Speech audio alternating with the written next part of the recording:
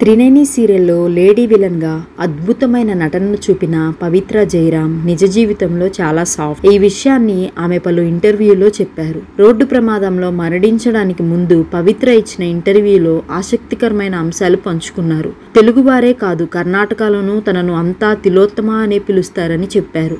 ఇండస్ట్రీలో అడుగు పెడతాననే ఓ నటిని అవుతానని తాను ఎప్పుడూ అనుకోలేదని, ఇంట్లో ఆర్థిక పరిస్థితులు నోట్లోకి 4 వేళ్లు వెళ్తే చాలు అన్న ఆలోచనే తనను ఈ వైపు నడిపించాయని పవిత్ర అన్నారు.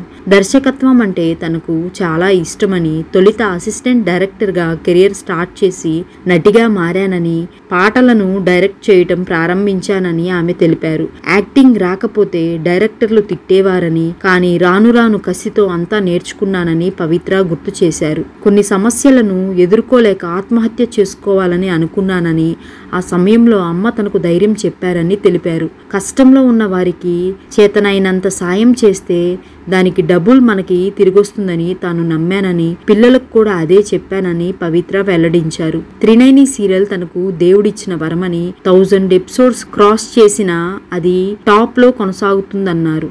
డైరెక్టర్ పవిత్ర జయరాం అనే పేరు తెచ్చుకోవాలన్నది తన కల అని ఆమె తెలిపారు. మిమ్మల్ని మీరు నమ్ముకొని ముందుకు వెళితే ఏదైనా సాధ్యమేనని, ఓడిపోతే గుణపాఠంగా, గెలిస్తే అచీవ్మెంట్ గా అవుతుందన్నారు. కన్నడ, తెలుగు ఇండస్ట్రీలకు జీవితంలో ఎప్పుడూ తాను రుణపడి ఉంటానని పవిత్ర చెప్పారు.